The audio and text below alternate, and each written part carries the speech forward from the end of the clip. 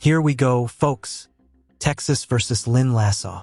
Now, keep in mind, the moment someone pleads guilty, the trial is no longer about proving innocence. It's about sentencing. The real drama? What kind of punishment he's walking out with today, probation, shock probation, or hard time. Stick around, because the stakes are about to climb fast. You're Mr. Lassau? Come on. All right, the defendant is present with his attorney, Mr. Burbank, and the state's attorney. Earlier in this case, the defendant entered a plea of guilty in this case. A pre-sentence report was prepared. Have the parties had an opportunity to review it?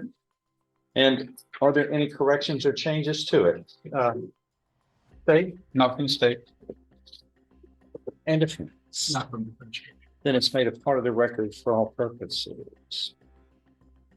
The agreement in this case is that whatever sentence shall not exceed a cap of 5 years in prison. So I guess we're looking at no less than 2 nor more than 5 years in prison.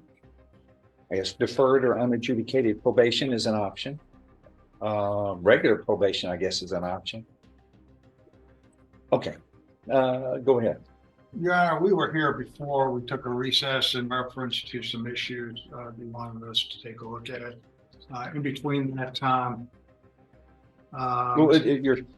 this is some letter of This is from his new employer, Judge, since the last court date, and he has been hired on as a department head, supervisor at Turbo, whatever, over in Houston, and that's to show that turbine pump. Right. On that. Also, Your Honor, I have been in touch with the complainant, and I know what the video shows. It shows that they got into something that he shouldn't have not done. He does have a past, I think, that had come up before in front of you in reference to other instances. I see a criminal mischief. Right. And then, well, there was also some family matters that were discussed before. He still has a young child. He's the primary caregiver over in Houston she's a minor. And it does involve the child. Notice the defense strategy here. They're painting him as a father first, not just a defendant. But here's the dilemma. Should being a parent soften the consequences of violence? Or does it make the crime worse because kids are caught in the middle? What do you think? Mercy or maximum accountability? Child and the mother. I think he probably just took the wrong course of action with mom. But he has had continuous, though she says, and I'll be very frank with the judge, she says, well, he's not letting me see her, but he is living over in Houston. I believe she's over here in Beaumont, or in this area of Jefferson County area. But this all started over the care and condition of the child, and that he felt that she was not being taken care of properly. Who? The child was not being taken care of properly by mom. There again, I think he took the wrong steps. I think he admitted that.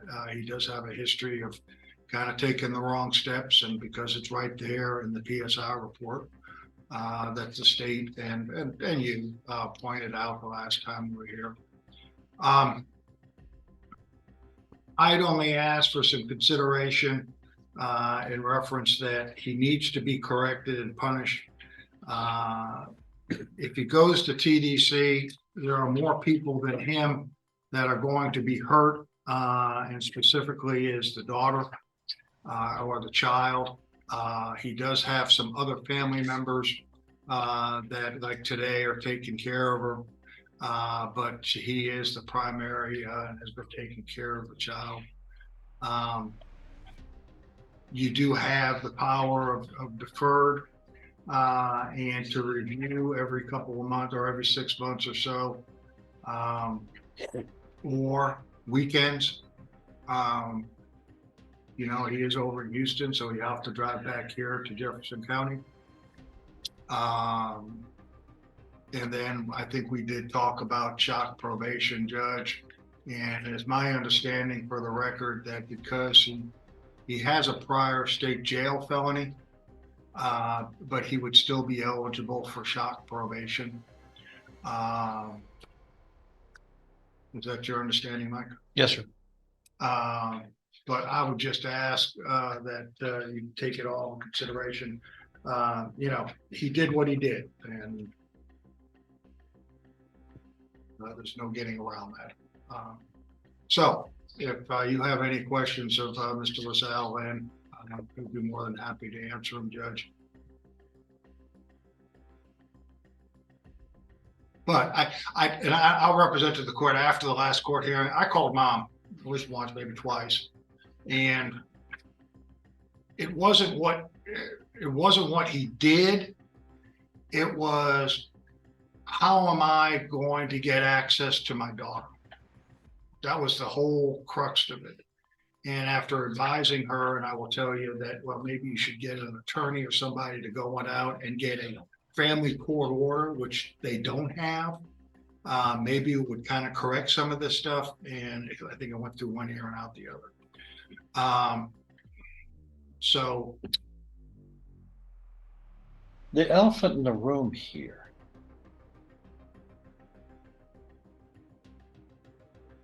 A couple of elephants are in the room here. I wasn't going to punch my ticket on that one, Judge.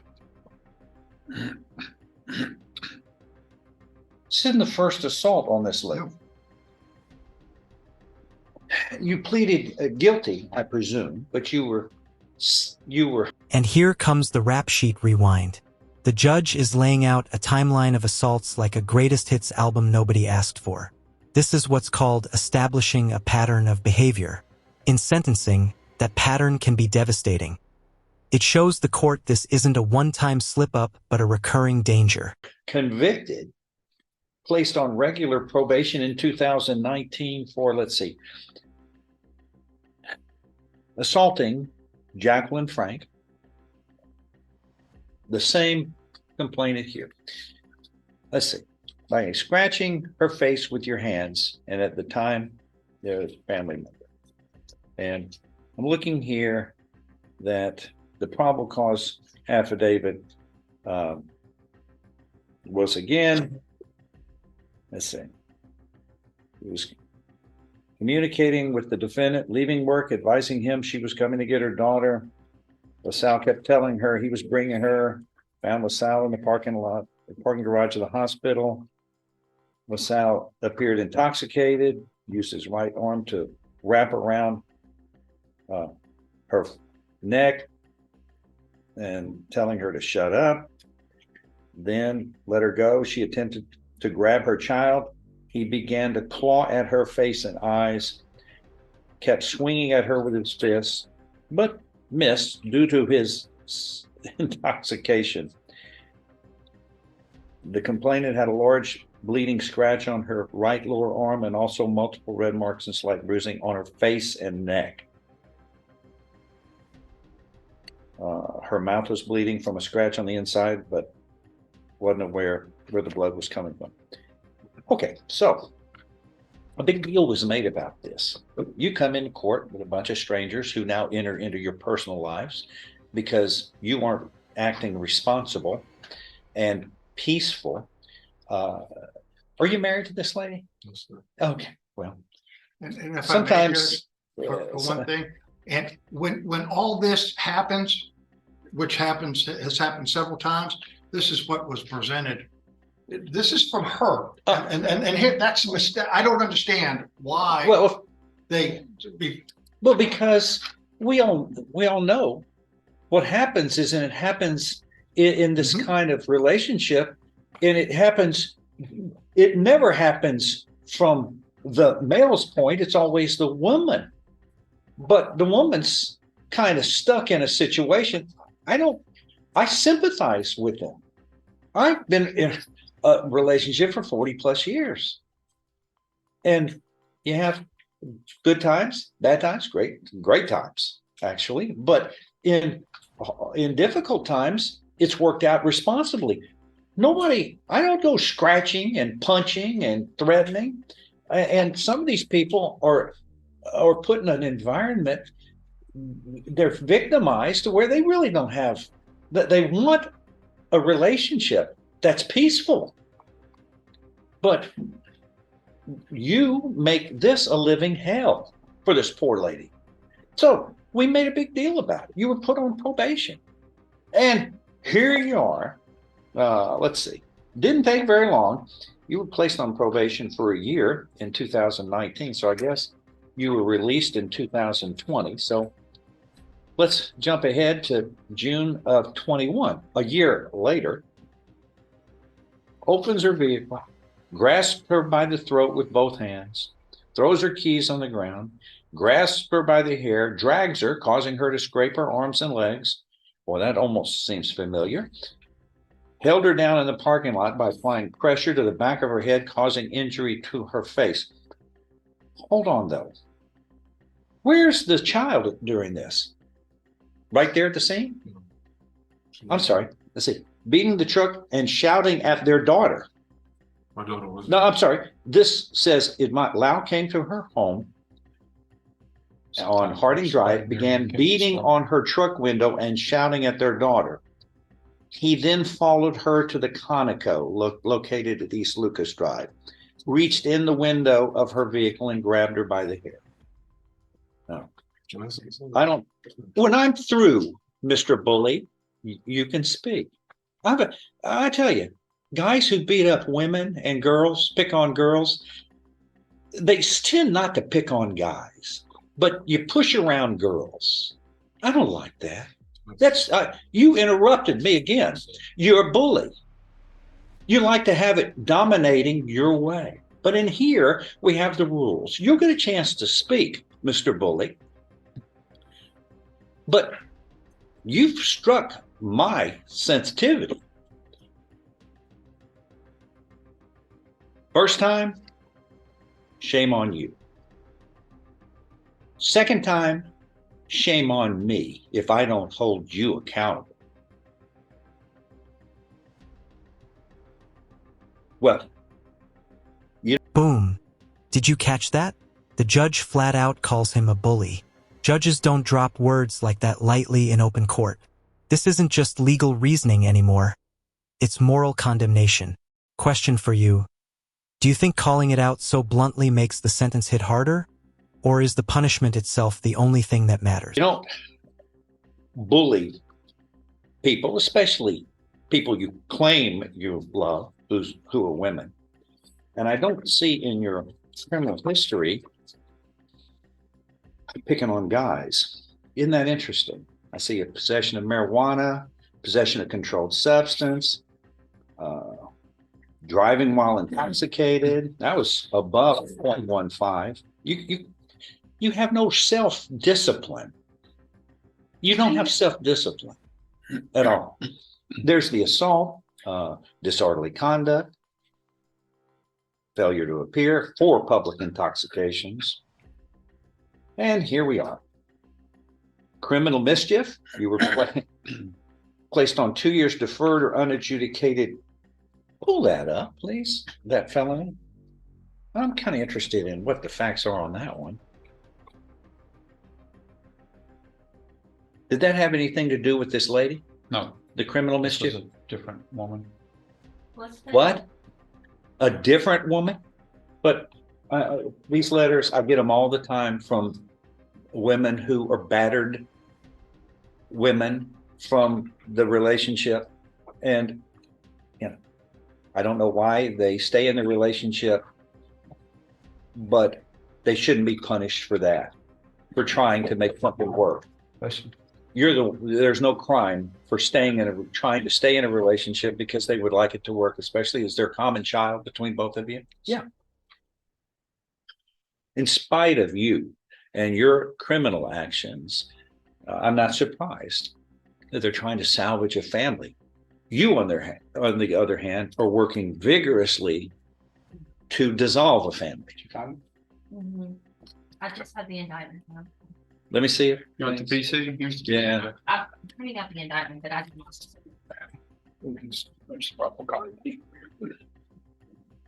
It's like,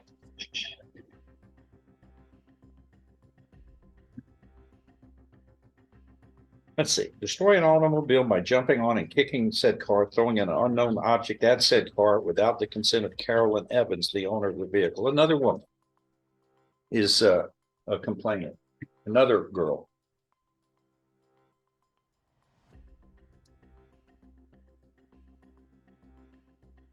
And it's a girlfriend-boyfriend relationship. You just don't know the meaning of love, do you? No, you don't. It has nothing to do with violence. But this is the third female that you are in a relationship with that you've assaulted or was involved in assaulting your property.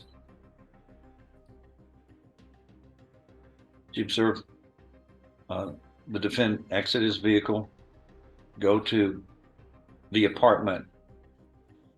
He was yelling, beating on the door, damaged the property that was on the porch. Then you were witness to go to the car, cause over $2,000 worth of damage. Then get in your black Chevy Camaro and not stand around and try to explain or fix the mess or wait for the police, but you fled. You fled. You don't handle your issues at all well. And this is the second assault of this same woman.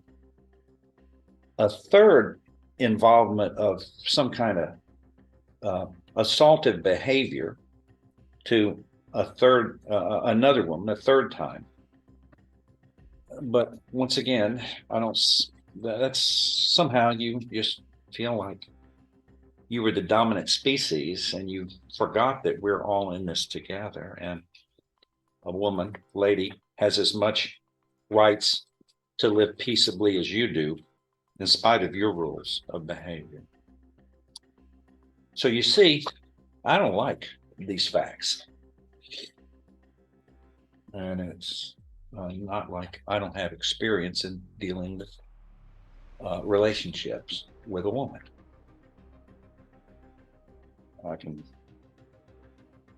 You work things out, but you don't damage their property. You don't scratch their face. You don't grab them by the throat with your both hands and by the hair and drag them. So, anything you want to say? I apologize for everything that I've done, but Now, how do you take it back? How do you fix it? You're supposed to fix it by, if you make a mistake, you learn from your lesson. You go, I touched the stove, and it burnt my hand. I definitely. But you keep grabbing at the stove. You know it has consequences. A bunch of strangers now, me, for example, are in your life, your personal life, because you are irresponsible in dealing with your personal life. And it's one thing if you want to just beat the heck out of yourself or scratch yourself or just, that's bizarre, but not others. In front of children. They've got to see this. They've got to see the results of it. Don't tell me they don't. But this is the third time, sir. I just... Judging them. And then I also pointed out you were placed on probation, then pleaded true on this. This was that criminal mischief. Then you pleaded also printed out the motion and it's true to some violations that resulted in of probation. So you've been on probation twice, right? Yes, sir. Now, for this, number one, for this state jail felony on the criminal mischief, and it was revoked. And then you were sentenced to 16 months in the state jail. Then this assault family violence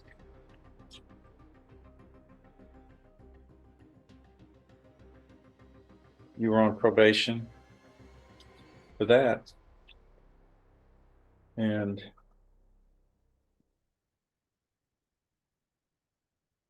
it doesn't look like you were probation for 1 year. That doesn't look like it was revoked. No, sir. And then, so here we are. You were on a possession of marijuana back in 2008.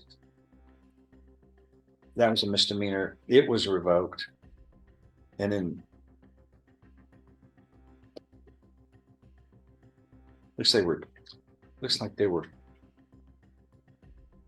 2 deferred probations, a possession of marijuana and a possession of an unknown controlled substance in misdemeanors. They were both revoked at probation. Your DWI, it looks like you served that out in 13. The family violence in 19, you served out. The criminal mischief, you were on probation and that was revoked.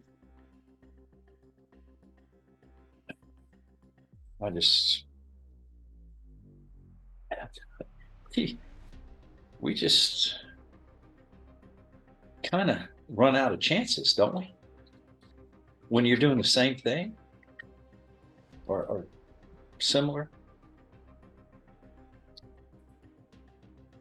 What state say? Judge, due to the limited injuries on the victim, I put a cap of 5 years on this. Would recommend the 5 year. I don't think I need to argue anything more. You've kind of covered all the bases. Or anything else? Any rebuttal to that? No, Judge, I mean, there's no argument with what you said. There's no argument with what the state said. He does have a past. Well, this is the present. Well, in the present, and then you could kind of see with the complainant. I don't understand her. Which but we see this. They're made to feel like they're the bad person. I know how that works. It's a twist, but the grand jury didn't indict her. They indicted you. But even with all this, Judge, she still didn't take any steps to get her child back. I mean, here's because there's some precedent that says if there's family violence, the family court has to take that in consideration in reference to designating the conservatorship of the child. And she's never done anything, but then she turns around and writes something like that. I don't understand it because we saw what happened between both of them. And then when I talked to her, it wasn't, he's no good, he needs to be locked up. It's, when do I get to see my daughter? I mean, I want to see her, or we have to come to some arrangements, or that's what I want, is something that I can, and you do. You shake your head saying that's not correcting any problems. And I've seen it. We've seen it over and over again. Yeah. It's victims have lost trust with the way the system works, especially in family instances. They don't know who to trust anymore. This is the second time he's assaulted her. She's going, what's the system doing to help me keep from being dragged around and my throat choked? I can appreciate reluctance of her to turn to who's supposed to help me here. Just terrible, Mr. Lassau. You ought to be the poster child for breaking up families, not putting them together, sir. Really. I've never, it happens, but it's terrible. I mean, a family is one of the most wonderful gifts we can all have, but you don't take a precious gift and choke them. You don't scratch their face. That's just terrible. And this court stands for something different from that.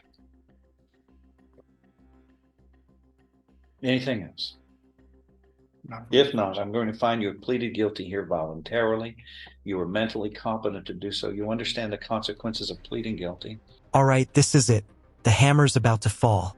Notice the buildup. The The judge confirms competence, confirms the guilty plea, and locks it in with beyond a reasonable doubt. That's the formal checklist before the sentence. And trust me, once those words are said, there's no walking it back. Let's hear the final judgment. There's sufficient evidence supporting your guilty plea from State's Exhibit 1 here, admitted in your plea hearing, to support the indictment, to find you guilty beyond a reasonable doubt. And I now find you guilty beyond a reasonable doubt of this third-degree felony. I'm following this agreement. You were hereby sentenced to confinement in the institutional division of the Texas Department of Criminal Justice to serve a term of 5 years. And you will be given credit for all time that is credit worthy. You don't continue to commit assaultive behavior, especially on family members, and expect the punishment to get lighter. It steps up because you're not getting it. It's not getting through you. That if you have an anger management problem, it's not for a bunch of strangers to force you into that. You need to take your own responsibilities and independently go help yourself like everybody else does. We're all imperfect. We all make mistakes. It's how you deal with your mistakes and fix them until you ring up a lengthy criminal history. That's the difference between responsible behavior and irresponsible behavior. You have handled relationships irresponsibly, and a family, families are very important. I do all I can to try to keep them in a unit, but this is like a concentration camp, the way you handled your responsibilities. You've got women, it's consistent. Women are the ones who are assaulted by you. That's no way a gentleman acts. You're not acting like a gentleman, sir. You're a bully. Bullies, when they step over the line, they will get punished. And I beg you to start acting responsibly and treating ladies with the respect that they deserve. When that happens, a wonderful team family unit blossoms. You are not helping the growth of a family unit. You're only working against it with violent behavior. You need to stop that. You